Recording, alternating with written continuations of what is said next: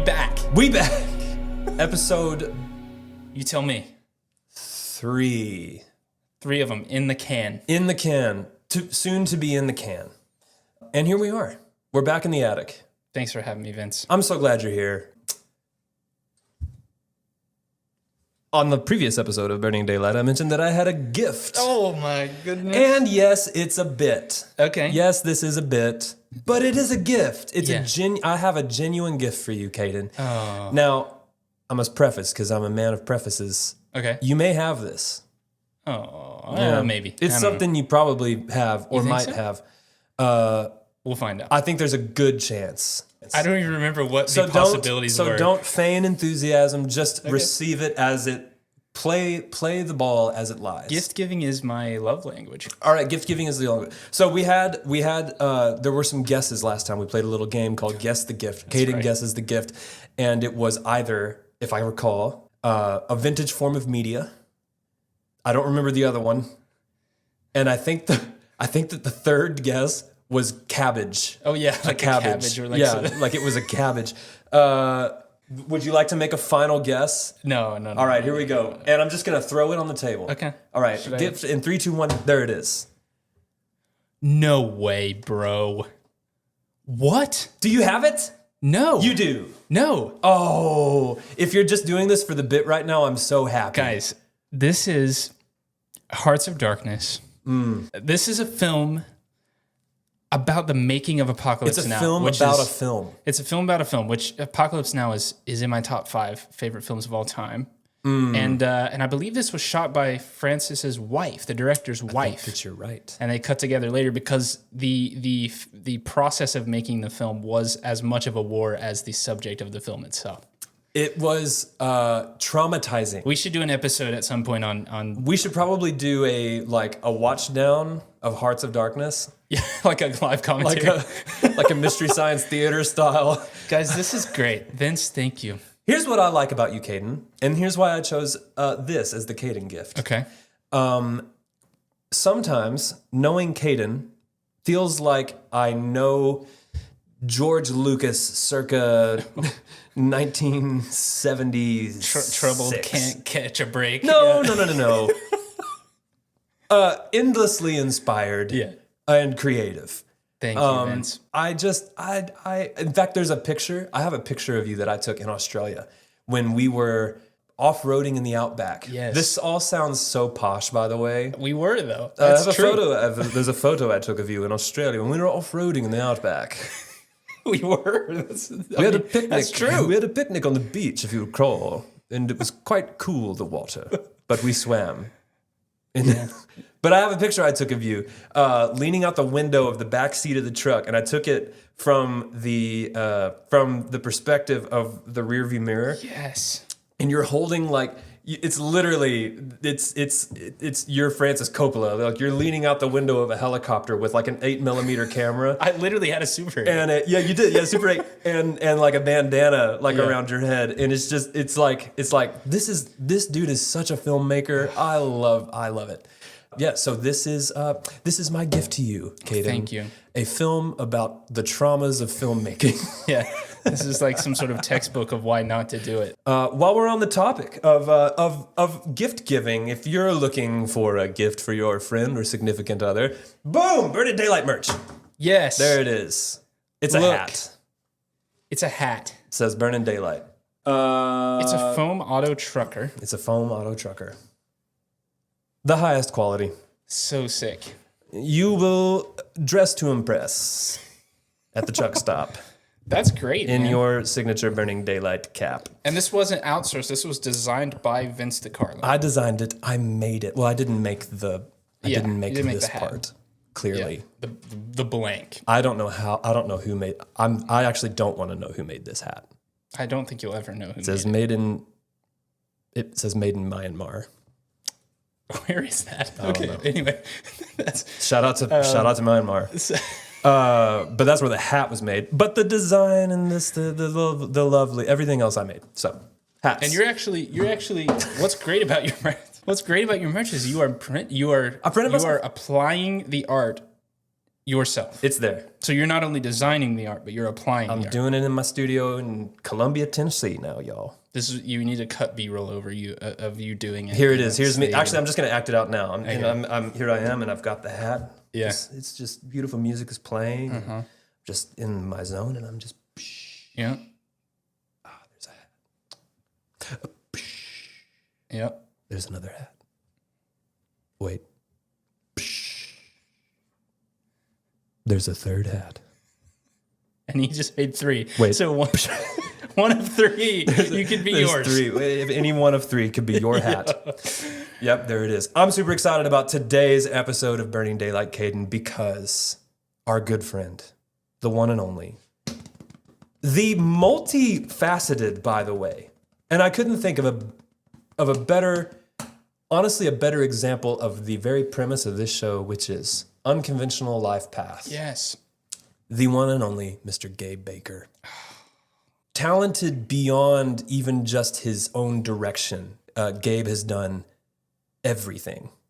He's just kind of like gone to the highest levels of all of these other things. I can't wait to talk to Gabe. It's gonna be good. He may even sing a song. Who knows? My goodness. I'm just so excited. Blessed. I'm just so excited. Sweetness itself will descend upon us in this holy attic that we're in. All right. Well, what are we waiting for? The black walls will be turned to blue.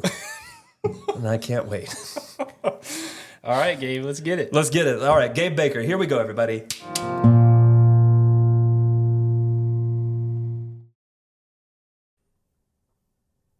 Yeah, you can take a phone call. Oh, that's right. Yeah. I don't even know who I'd call. It would be based on the situation. Somebody would call you, I guess. That's true. And then we would just work it in.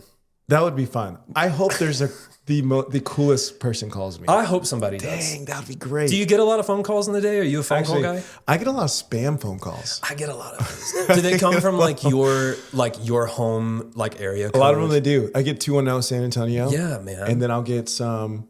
I've gotten some Houston ones randomly. But okay, so hopefully it's not a spam call. But actually, I hope that it is. I would like for it to be spam. And then we just see what happens. I would like for you to answer. It's a spam call. There's a human being on the other side who's like making their buck that day by tricking you, and we just get to enjoy including them in this little thing we're doing right here. That's precious. Well, you never know. All right. Gabe Baker, hi.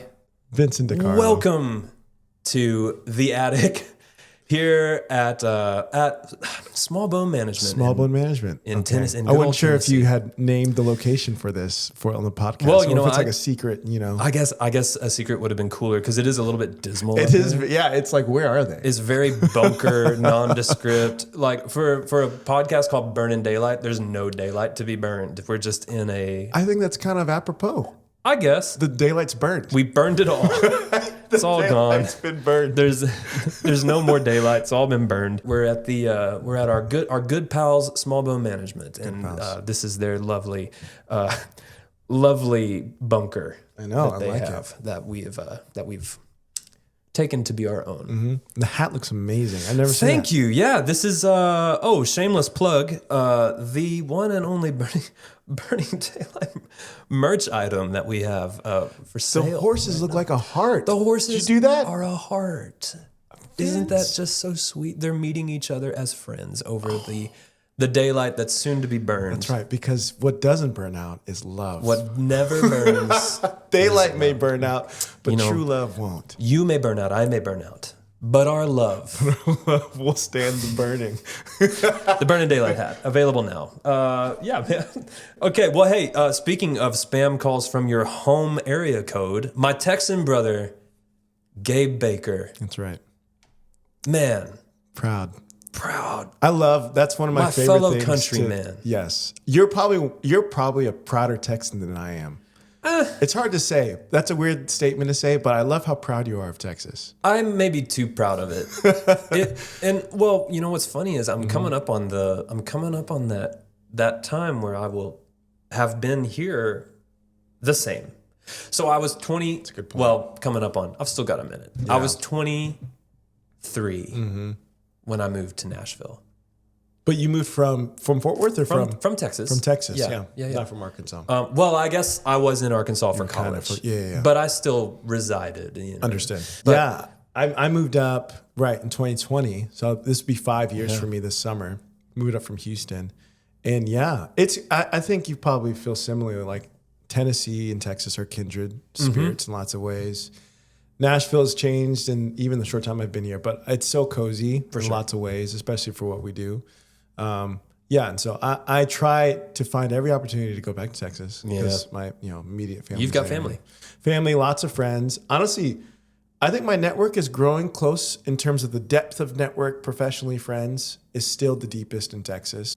I don't know. I think maybe it has grown bigger here in Nashville because of the things I've been doing abroad, which is cool. But I have just between the friends and all the different things. It's pretty. I'm grateful to say, like, I know a lot of people in Texas. That's cool, man. So I want to get into this professional side because the whole purpose of this podcast is I want to talk to people who have made it their life to pursue an unconventional path, to follow a dream, to follow a calling.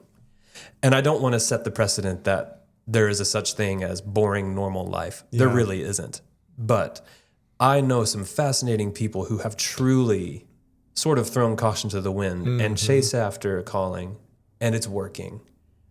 And you actually, and this is why I'm so excited that you're here, because not only just our friendship and the work that we've done together, but when I think of, you're kind of the prototype of this person. So I want to start at your like varied professional life. Yeah, happy to. From athlete to government to music to acting to all of these things that you do.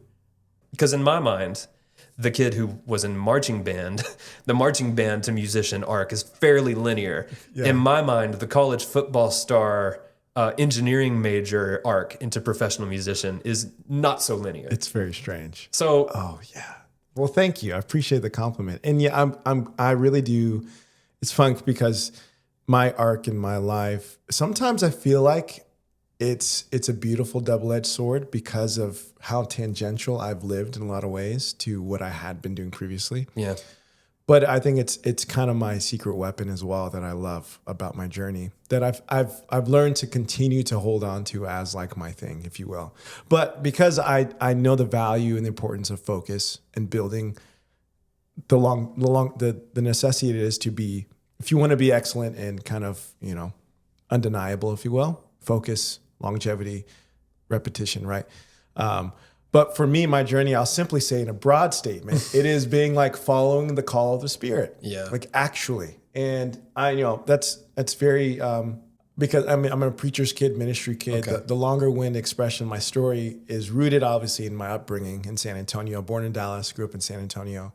Parents were overseas missionaries. They were leading churches overseas. Johannesburg, South Africa is where they led most of their overseas missionary work. During the apartheid. Did you ever lived over there? No, my older brother and elder sister were born in Joburg. Okay. They moved to Dallas in 91, right before I was born. But that's a whole nother book length of a story. And I don't even know all the ins and outs, but when they moved to Texas, that's when I was born. And so I hold myself as a fun, joke in my family. I'm the only sibling who could become president one day. Oh, that's the thing. Like, I can become president. I was born in Texas. Because I was born in the U.S. That's technically true. That is true. It is true. Maybe you could become the next president of Texas. It's yikes. Wow. Yikes. Even my openness to explore. Yeah. It really hinges on what my parents laid the foundation for, just like being about people, but just exposing us to opportunity and things. I picked up the cello in the 4th grade, played a bunch of sports through elementary school with my siblings, and then traded. I kind of dealt. I'm curious, Stephen, your experience as being a parent and building your kids up in their choices of extracurricular things. Because it's like, how do you manage allowing them to explore, and then you're trying to be everywhere and support? And so, I love my parents' example of they were just everywhere. I always saw at least one parent in the stands, and that's one of my favorite things. Yep. So explored the sports world, picked up football last of the sports I was playing, last being 5th grade, which is, and then, through my middle school, high school years, I was grateful to live in the in-between of like fine arts and music, to where I was in the orchestras, I was in the string ensembles and different things, had private lessons. And then I was also playing football, basketball, and I was running track, Man, which is crazy. Yeah, when I and let think me about just it. say, Yeah. as a fellow Texas high school student, and maybe people who are listening to this are currently Texas high school, I remember getting to that point and there having to be like, you have to choose. You have to choose. Like, it's either going to be football or it's going to be something else. And you ain't going to do both. you ain't gonna do both. So the fact that you did so much of it.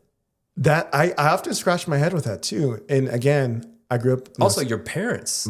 That's what I'm saying. And I was the youngest of three. My sister was, we were all about 2 years apart. Me and my brother were 1 grade apart. Okay. But all that said, I don't know how they did it. It didn't make sense because they were full-time ministry. Yeah. As you can know, if you're leading a church and a community of people, you have to be everywhere. And they were everywhere with us as well. Wow. I'm just so grateful and really do realize how unique it is to be able to have, I thought it'd be a combination of things, having the peer group that I felt comfortable enough to live in those expressions of things. And then the teacher faculty approval and openness for me to have both of those. Because when I was in high school, I was in the varsity orchestra and on the varsity football team. Wow. And the varsity track and did all these things, which is bizarre to me. But gratefully, I would go from football practice to playing an orchestra concert in the fall sometimes. So everybody's in tuxedos and you're wearing pads. Yeah. It's to me, I loved it. And I think because I was able to do both really well, they allowed me to stay open to it. So I'll just kind of summarize that, especially for kids growing up. I think allow them to explore their interests, but I think being able to affirm their multifacetedness is so important, because I think you never know what you're interested in and what you can be good with. And so I'm just grateful that I had the open door for both sides. And so in college, got a number of D1 football scholarship offers, was close to going to Texas A&M, and I chose Rice over it, Rice University in Houston. And then when I went in, I was like, okay, I'm just going to live and have fun. And so I was an engineer, environmental engineer by degree. And I lived on campus my 4 years, and I tried to really just soak it up. Yeah. I led an on-campus college ministry that was connected to my church in Houston. And so I was grateful to there was a couple of things. I did my best to live in the expression of music, but I didn't as much because I was doing a lot with everything else. But I tell people I played my cello enough to be known as the football guy who could play the cello. So I'll simply say I never thought I'd be full-time in the music world. Yeah. I never thought I would. Was it ever something you wanted? I think in my heart of hearts I did. Did you entertain it as I could do this? Yeah, I think there was a part of me that was. Yeah. My brother went to school for me. He went to UNT for music. Yeah. Which I did not get into UNT. It's a difficult school. It's such a hard school. It's such a hard school. And he was a vocal concentration major. Wow. Sang in different a cappella groups. And I'm not bitter about it. It's hard, man. I just didn't get in. Darn you, mean green. You put the mean green. So I think even in that way, in my end of high school years, my brother was singing barbershop quartets and a cappella groups. And he was the one that got me into that kind of knowing how to sing and trying to put that together. And then my dad was leading worship at church, and he got us leading songs and doing things at our church. So music is just in your family. It's just in the family, man. And that's without going too deep into that. But my extended family, they're all in the music world on my mom's side, and they're all Dutch. They all live in Amsterdam. Oh. And my grandfather in Aruba, jazz musician in the islands. No way. Never mentioned. So so there's this pocket that's always been there of music, which is so cool. And I discovered more relatives here and there of you're like a second cousin. You're killing the music world. And there's one that's in Barbados who's this insane saxophone player. Anyways, it's so intriguing. So it's almost weird. Yeah. It was going to find you. I think it was going to find me. It was going to find you. It was going to find me. So I never could envision it, because I'm curious to your perspective, because unless you feel like the calling or the positioning or the space is kind of hard to be I'm going to pursue a music career, and here we go. What do you do? How do you answer that? It's kind of weird. Even if I tell people now, it's hard to explain to people that I make money doing this. Well, that's kind of the thing about this, isn't it? Yeah, it is. When you, and not even just with music, when you do anything at all that's just sort of outside the realm of normalcy. And again, I don't mean normalcy in a negative sense. I just mean it as in most people don't do music. No. Most people are not fighter pilots. Most people are not, whatever. There's a whole, most people are not architects. Yeah. Most people are not missionaries. Most people are not. So anytime you meet someone who's kind of in that realm and you talk to them about like what it is they do, I feel like there is sort of that question of like, how? Like, because I get that. So unlike you, I have music in my family, but there's never been, at least as far as I know, there's never been anyone who's pursued art as a vocation. I'm the only one. I think it can be that's even more unique. I feel like it feels unique.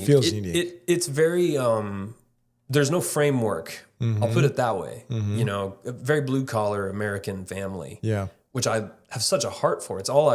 Realistically, it's actually all I know because it's how I grew up. And I have such a heart for, because I realize that is the majority of the American experience, is the 9-to-5ers, the workforce folks who wake up, they go to work, they have a boss, they're kind of... Yeah, arguably like 80 to 90% of the population, so, right? Yeah, I would say so. Yeah. And, and they have the weekend to sort of explore their passions and the things that they love and the things that they are excited and inspired about. What you and I do is most people's hobby, and we do it for a living. And I think that it maybe confuses people that it's possible. Oh, that's so real. When in reality, it is possible.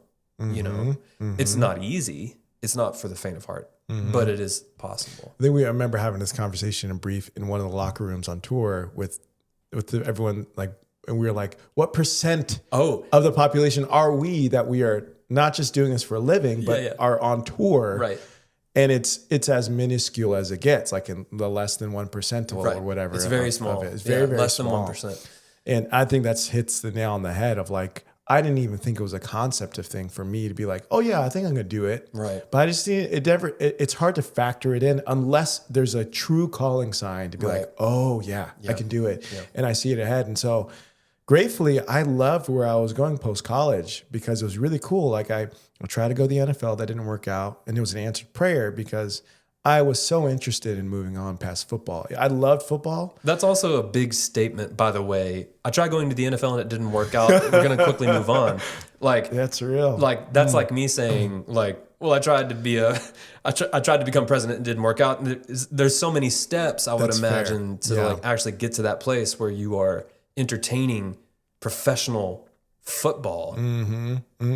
Yeah, I think similar to the rigor and the how small, like the steps have to line up. Yeah. Right.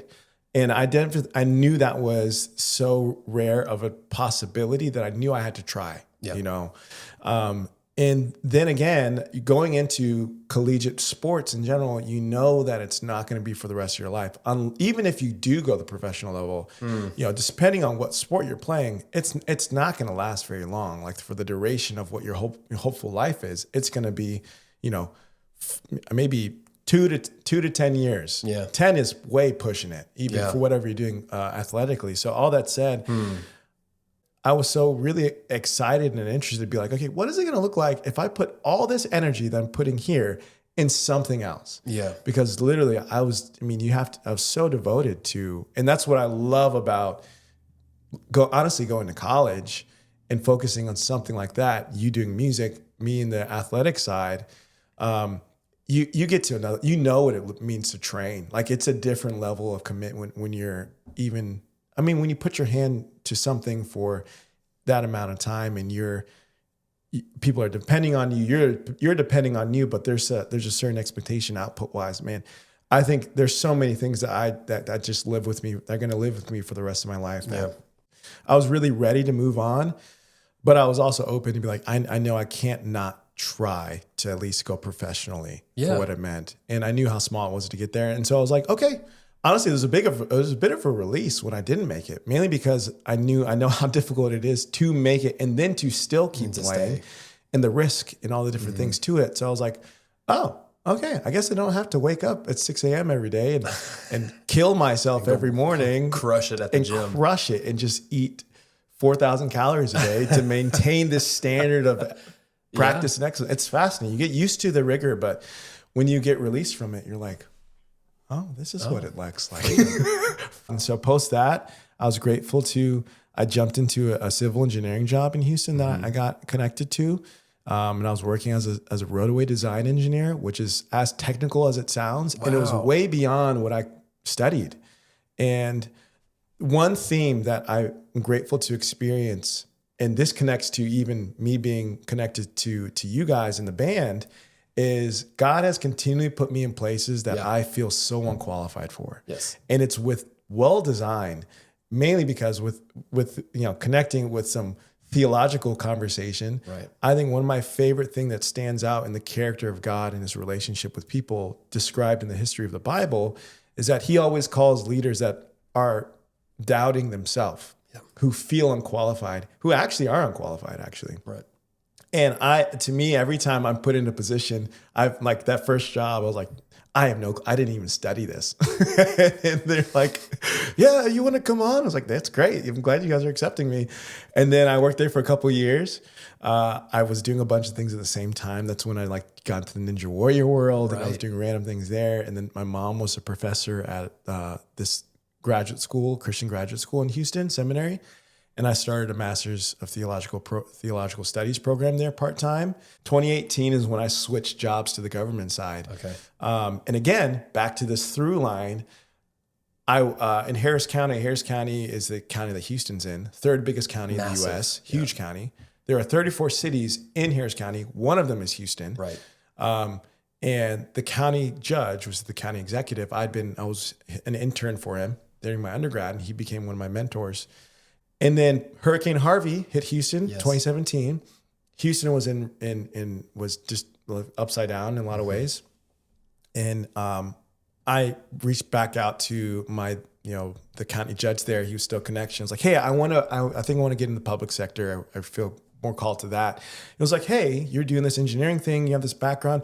Do you want to be my flood control policy advisor?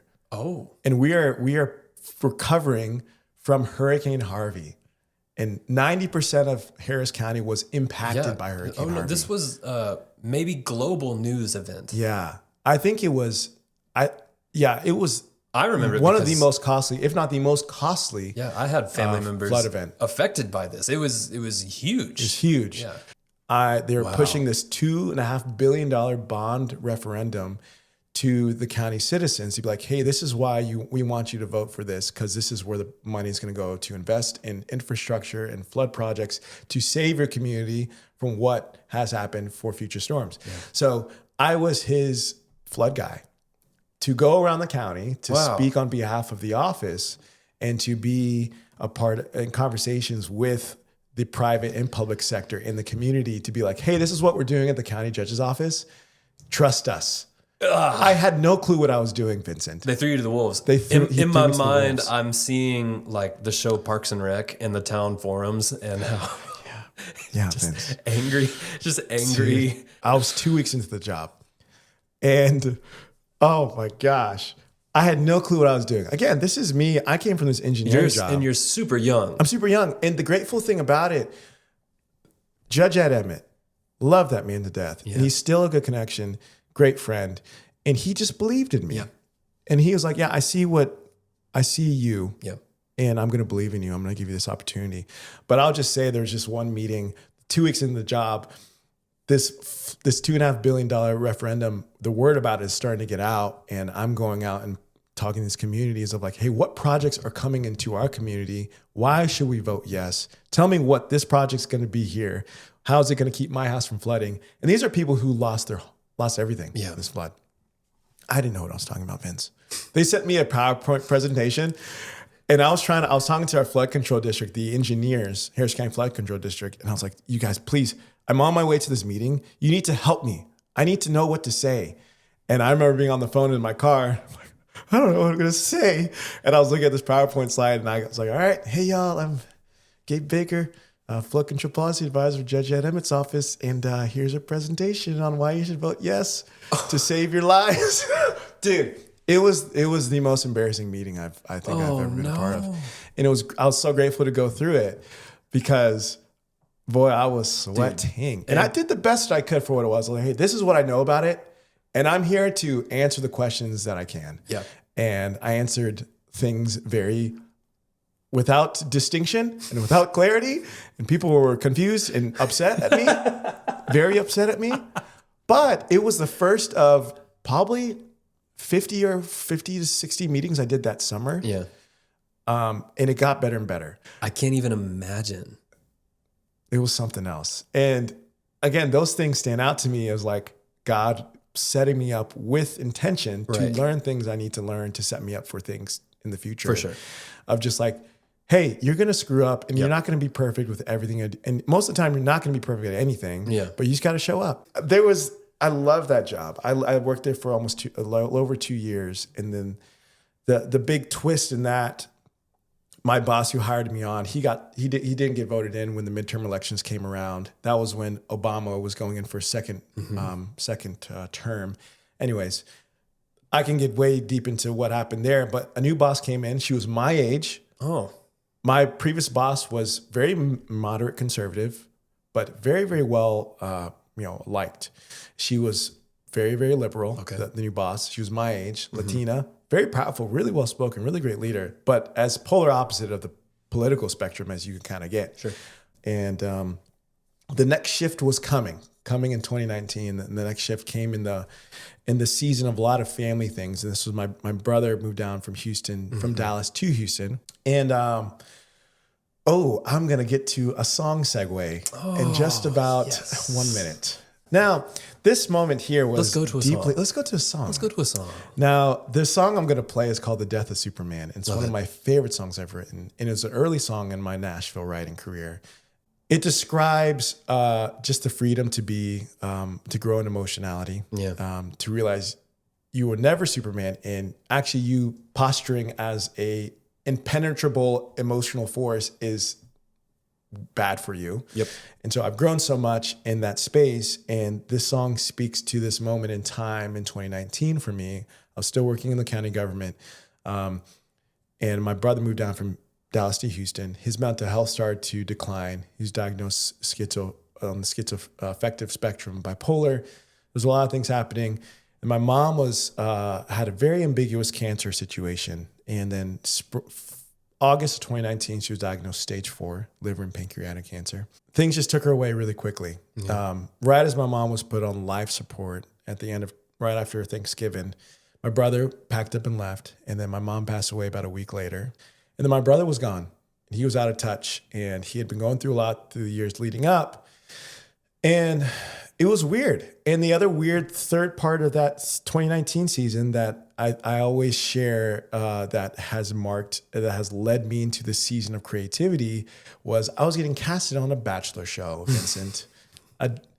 It sounds like a weird bit, but I was being casted on a Bachelor music spinoff show called Listen to Your Heart. Nice. And my favorite thing, by the way, about your life is that there are no surprises to me. I feel that. Because you've just done it all. You know what I mean? So you could throw anything out there and just be lying. And I'd be like, wow, yeah. That's right. I had to decide if I wanted to go on the show right when mom passes and my brother's gone. Wow. So December of that year. And you probably could imagine how strange of conversations I was having with the church I was a part of, or just people perspectives of like, you're going on a Bachelor show and you're trying to lead our children and as a spiritual example. It's like, what is Gabe, this? have you been backsliding, son? Are you following the devil into worldly pursuits? Yeah. And the best answer I could give to that, honestly, that's another long podcast conversation of of dating and perspectives on what that looks like in being in the world, not of the world, if you were. But I felt like it was too unique of an opportunity to pass up for what it was in the space and time with the questions I got answered from the production team of like, hey, I kind of feel way too strong that God brought this into my life at this time with such a specific reason that I have to at least try. Yeah. He's gonna teach me something, as he always does. I went on the show January, February of 2020. Oh. We shot it in Simi Valley, this big old mansion. Spicy time of life. Yeah. I got off the show mid-February and then took my first trip to Nashville with a buddy from the show. Met some great people, and I was like, dang, people write songs for a living? Yeah. That makes no sense. Yeah. But I love it. And I went back to Houston. 2 weeks later, COVID hit everything, shut everything down. I was still working in the county. And I was like, I really feel called to give music like a full-time go, really. I think so the whole time that you're doing The Bachelor, going, hanging out in Nashville, figuring all that, you're still working for the government. Dude, I am. Which is like... Those are two polar, like, opposite worlds. Very opposite. Spring of 2020, I was going to Austin every weekend from Houston. Yeah. Again, at the house, it was so weird because my brother was gone, my mom was gone. It was just me and my dad. And it was always so sad.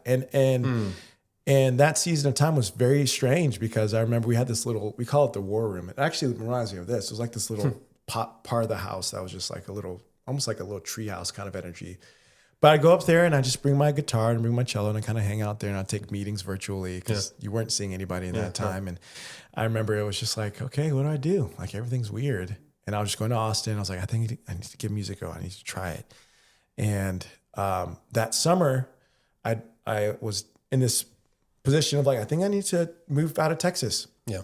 So July 12th, me and my dad drove up in the truck that I have outside. Nice.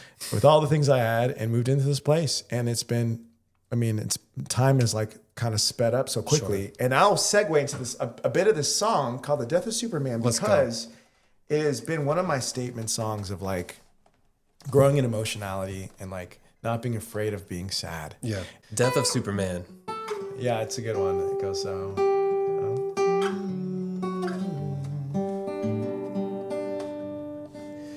Stronger than steel on a building, faster than the speed of light, saves all the women and children, leaving fear sleepless at night.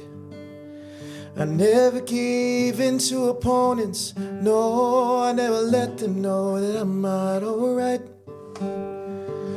Putting a mask on emotions has always been my kryptonite. I've spent so much time living my life holding up the weight of the world. And now I gotta find the person inside who's been waiting to just be himself. And now that I'm here, I see it so clear there is no place that I'd rather be. 'Cause before I could fly, Superman had to die inside of me.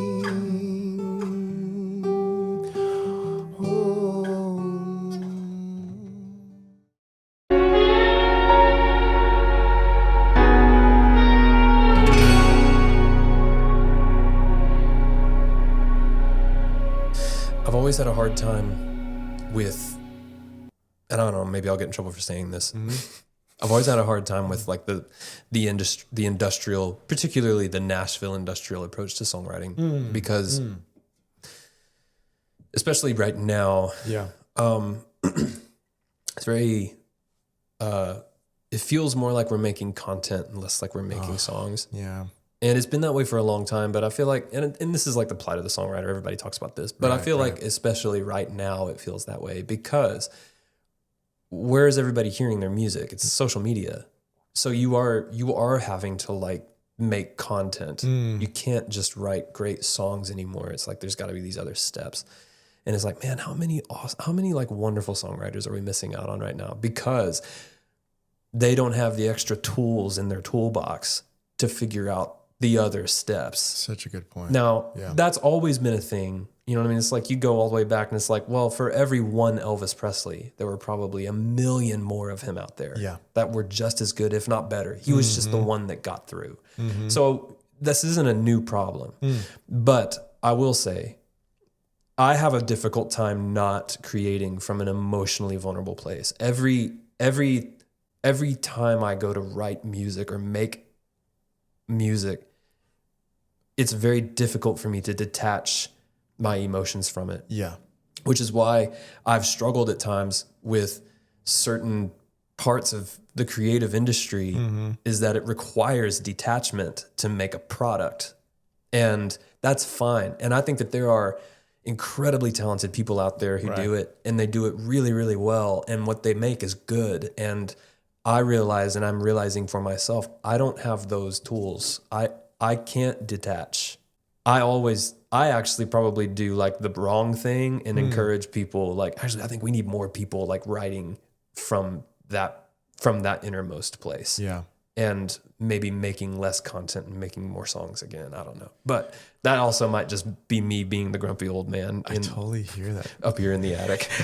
We need real songs out there again. We need more real songs. songs There's not out enough there. people digging deep within to find the wound. Have you delved into your impressions in your episodes yet? I don't know. You never want to force it. You never want to force it. I think and that was a don't- fun little excerpt. I don't just then. know. Oh, well, thank you. That was Grandpa Get Joe. some real songs out here now. We just need more people digging deep within to find you need to mine the pain, Gabe.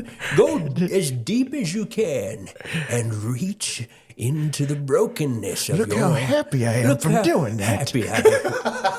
I shake a little more than I used to. Don't you want to be like me? But doggone it if I am not overflowing with creativity in my young age. That's right. That's it. It's the bifactor of living a deep emotional life. Is crazy. I don't need therapy. I have impressions. Crazy grandpa impressions. Dude, I'm in the same boat though, man. Yeah. I think even if you're going to create content, you're better off doing it from a place that's genuine to you and your story. Because, and again, I think we live in a different perspective, being like Nashville is, this traditional storytelling city in that way. But yeah, I think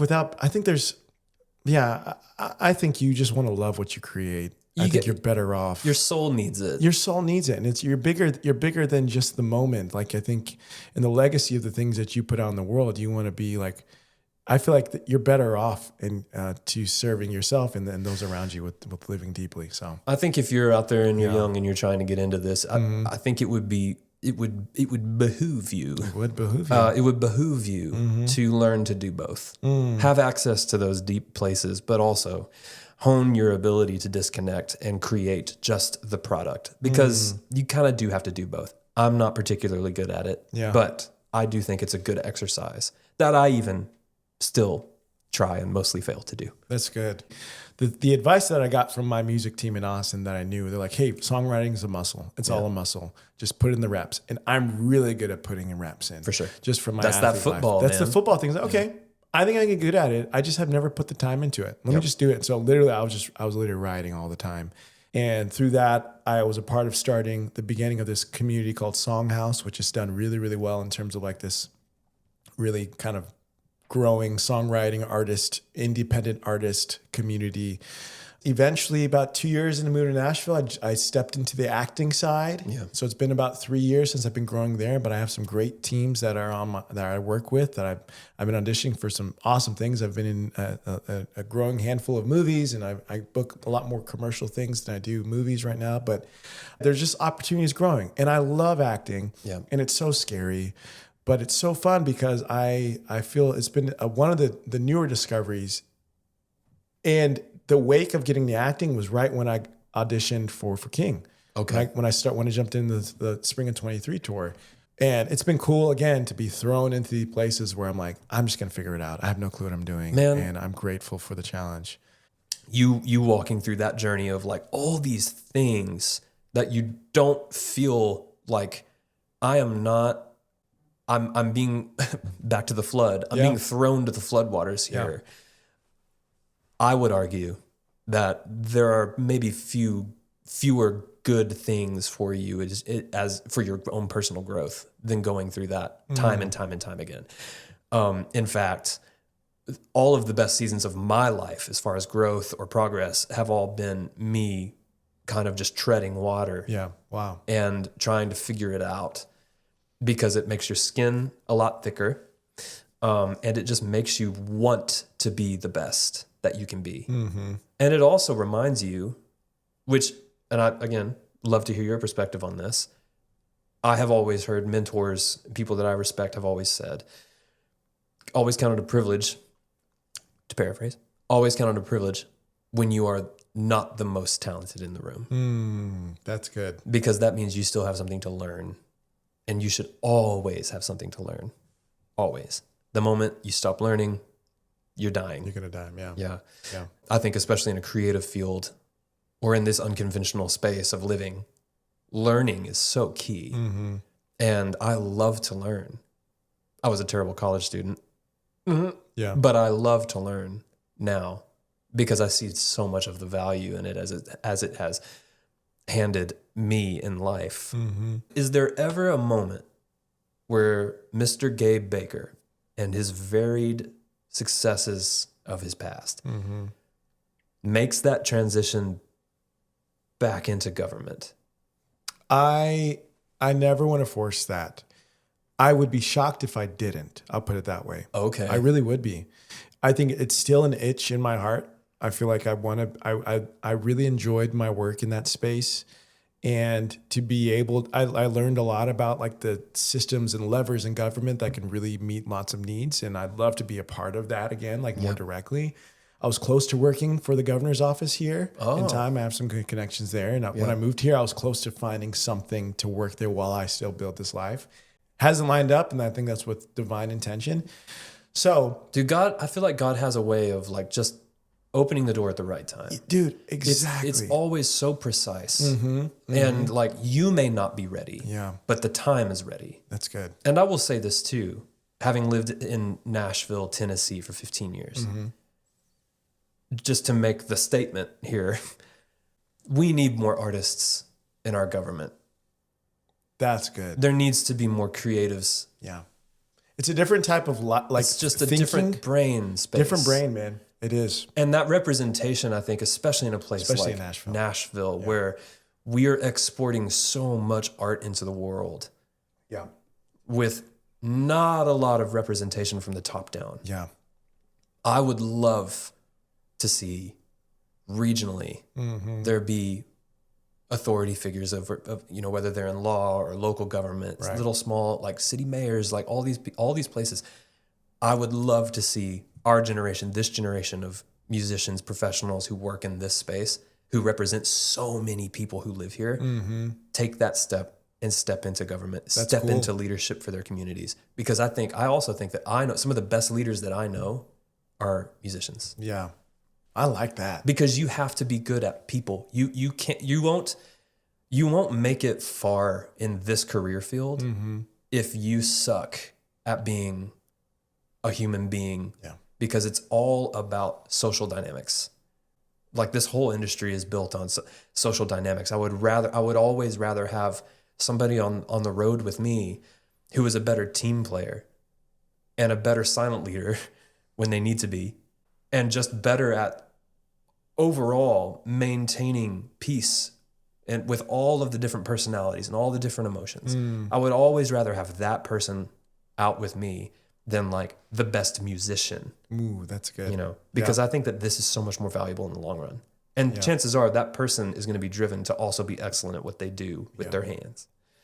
Dude, I totally agree. I would vote for you in a heartbeat. Dude, honestly, I really am keeping my heart open to it. Vote I for would Gabe love Baker. to.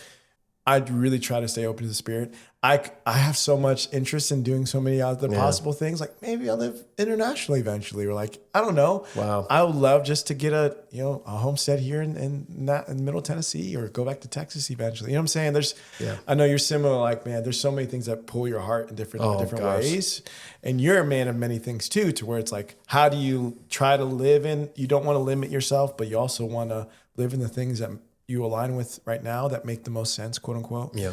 Yeah. You have a superpower. Speaking of your song, Superman, you have a bit of a superpower of like hyper focus. You are able, because you have those reps in you, you're able to like hone in on your individual things. I am so much more like scattered to the wind, just like, really? Oh yeah. I have kind of a harder time. Like I love a lot of things, and I have there are so many things that I would say that I do.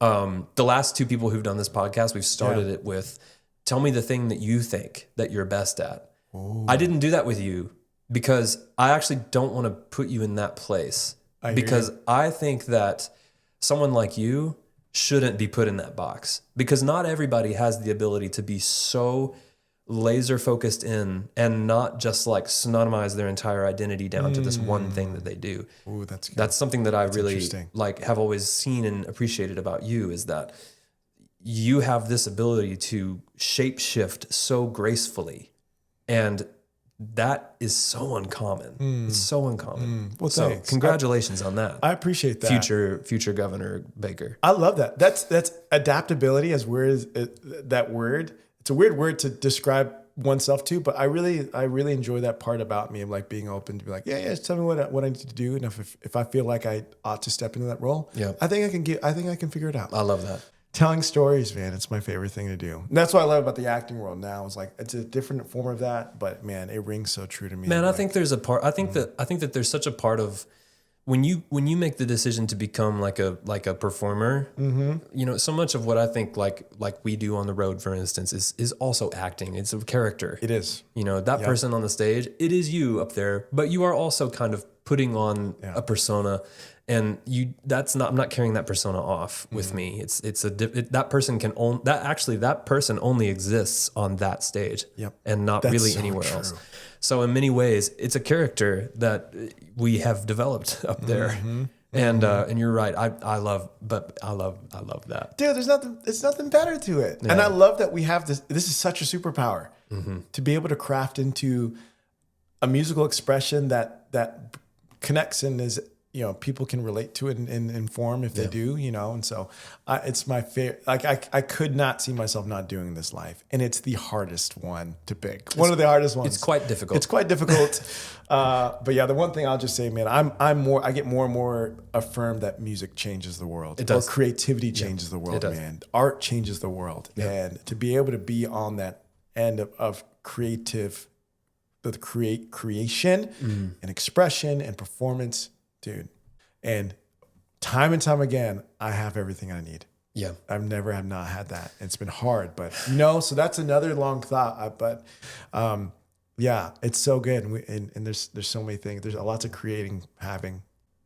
It takes an incredible amount of faith to live by faith. It takes so much, because if we're going to take what God says at his word, that he will provide, you know, consider the lilies of the field, not even Solomon in all his splendor was clothed, and will I not that much more? I think that it's really easy to think, oh, isn't that so nice? Isn't God so nice? And what a beautiful sentiment. And then when push comes to shove, do we believe it though? Are we willing to live it and accept it?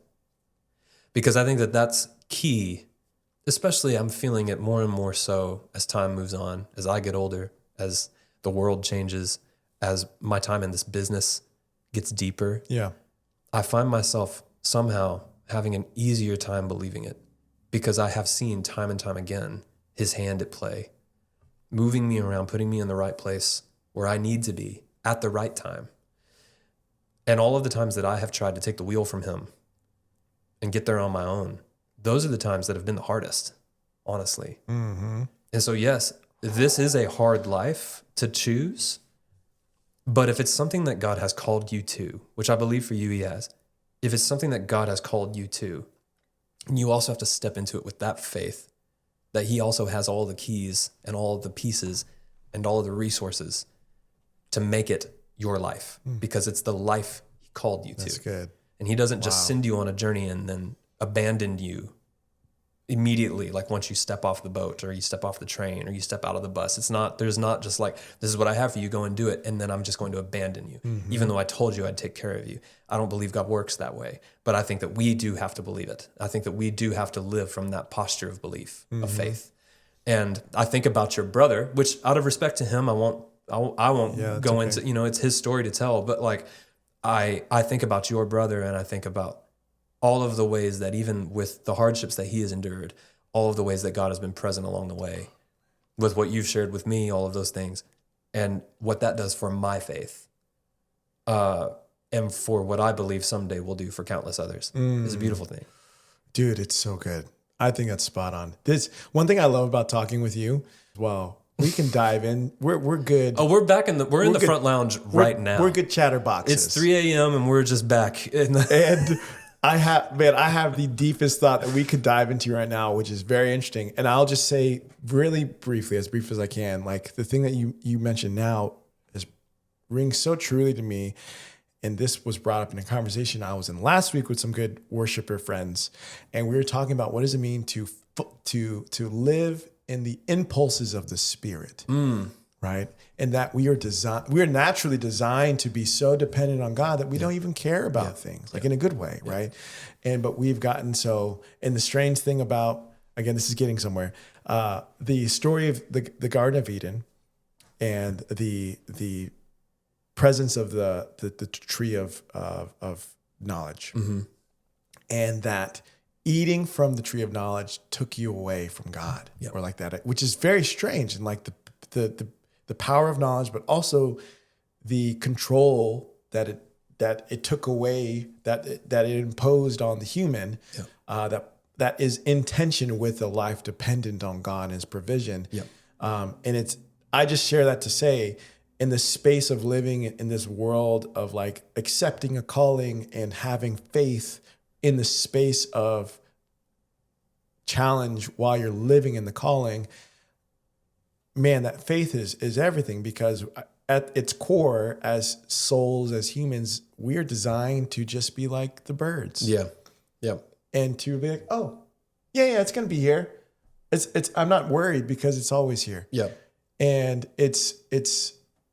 I feel so comforted, and that when I am reminded of the blissfulness that I ought to live in, that is getting back to the garden, quote unquote. And to me, it brings so much more excitement daily to live in that trustful posture of like, okay, what's the mystical Spirit of God going to take me to today? He's going to provide, but I'm going to live in that impulse because He's got me. So anyways, that's a big thought, but that's a big thought. I'm just going to go ahead and dive in there with you, because I've had this conversation so many times, I feel like recently, but I think of, Christ calls us to come to Him like children, like he highlights the children as the example, and to how we should really live and interface with God is as children, that we kind of have to sort of like shed our grizzled adult American worldly skin and adopt this childlike faith of my children, no matter what. I have 3 kids, all 3 of them, no matter what, they can always count on having everything they need, because they have quite literal blind faith in me. They don't even know. They don't know what you do. No. And that's good. They blindly trust me, which is, as a father, terrifying, but also there is no better picture, that blind faith that I should have in my Creator, in my Holy Father, that I should have that blind faith in Him. I read a quote that I will now botch publicly. It's okay. On the internet forever, where it will outlive me. I'm going to get this so wrong, but the sentiment is there. Better to err in obedience of what you perceive to be the voice of God than to have no action at all. I take that as not being reckless in my living and life choices and irresponsible. I do have children and a wife, and like I have things that I have to account for, the way that I raise them or the way that I serve them, the way that I love them. I do have to account for those things. But it would be better for me to be wrong in the holy pursuit of what I think is what God is asking of me in life. It would be better for me to still follow that blindly and be wrong than to have just done nothing at all. I think about how many Christ followers I know that are in this world, whether it's in the Christian music side of things or in not. I will say one thing that I have noticed about all of them, especially the ones who maybe have had the most success, is their willingness to just follow Jesus. I want to exhibit that same willingness in everything that I do. Yeah. I just want to follow him. I had this idea the other day, you know, I sort of got this mental image of, here's the hammer and here's a sword. Now go build my kingdom. That's a very simple directive. Yeah. In theory. 2 tools, both with a specific purpose. Go build my kingdom. I don't know how to apply that right now in this moment, but it has become, though, the target reticle through which I'm now seeing the world. And I want to commit to following that, you know, because I think that simple directive is really what he's calling us to. Build my kingdom. That's good. So we have fully now gone under the water. I love it. I love it. Well, if most of this won't see the light of day, which is perfectly fine. Maybe we'll see. But it's just for us. Maybe I'll chop some of it up. And, you can chop it up, whatever it means. But this has been a joy, man. Yeah. This is great. As we're wrapping up here, Gabe, I do want to ask you to tell us, and you can play this question as it lies on the field. Tell us one thing that you are excited about. Take as long as you need. One thing. We're going to edit this moment of thinking. Actually, I'm going to slow this part Slow of it this part down. It's like, why is that podcast 2 hours long? An hour of it. down. Most of it is Gabe thinking. Times 3 slowed of Gabe thinking at the end. Okay. And I have lots of answers to that too, because we live such a creative life, like adventurous life, there's a lot of things that my brain goes to. That's why I'm like, oh, that's cool. That's cool. That's cool.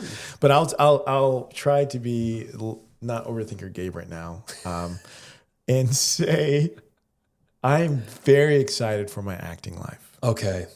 And mainly because I trained really hard in it. And there's like, I got a couple auditions I got to get in the next couple days, and every week there's something new. It's so cool and so weird. Yeah. But it's one of those things, like, it's such a unique place to find a grounding in. Yeah. And I'm grateful that I have so much regular feedback to be like, I need to keep pouring into it. And I'm getting so much growth. And that is a really long answer to your very, very simple question. But I'm very excited about acting because of how much is coming from it. That's great, man. I can't wait. Thanks. It also makes me excited because in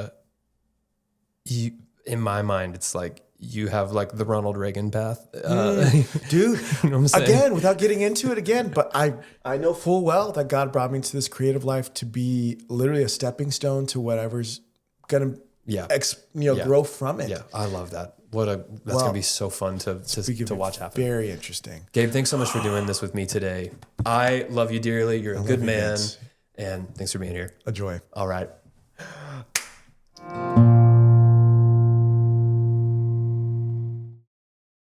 My goodness. I haven't talked with Gabe longer than just an evening in a bus on a tour. Oh. So that was quite pleasant. Yeah. Those evening bus conversations, though, are not deep. To be slept on. They are deep. I've gone probably deeper there than anywhere else with anyone. Yeah. Man, it's actually interesting. Like, you're not just bringing on for King and Country band members because of proximity to you. Like, they're actually interesting people. They're actually interesting people. And what I appreciate about these guys and gals is the commitment to unconventional living. Absolutely. Using what you have, using the tools you have to build the world you live in is what a unique and powerful thing that is. I'm just so inspired by all of them. So I just love getting to talk to them, and I love getting to share their stories with you. You know, live outside the box, you know, be Pontiac in the year 2000, make the Aztec. I think we'll just end there.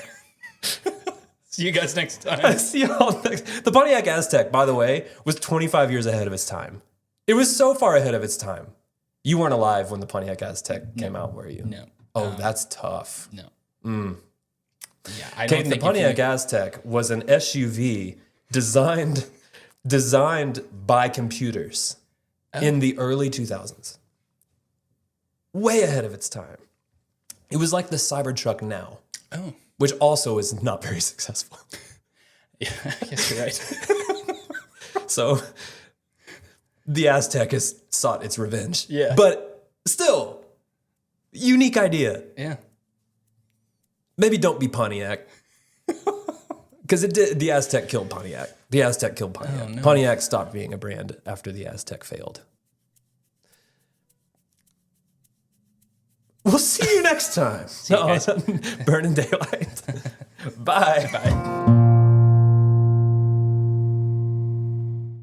Can I play one more song? Please for you? do. Now, it came to mind a little late, but this song is one of my, I love a good old lyrical flip as the title of the song. let's go. This is one of my favorites, and I actually play it on cello, which is one of my favorites. I wrote it on, it's called Nashville, Tennessee, but Tennessee like the water, sea like the water, which is cool. Oh, nice. And it's a song about like the shared artist experience of like, we're in the same thing here in Nashville, like we're just trying to figure it out. Yep. You know?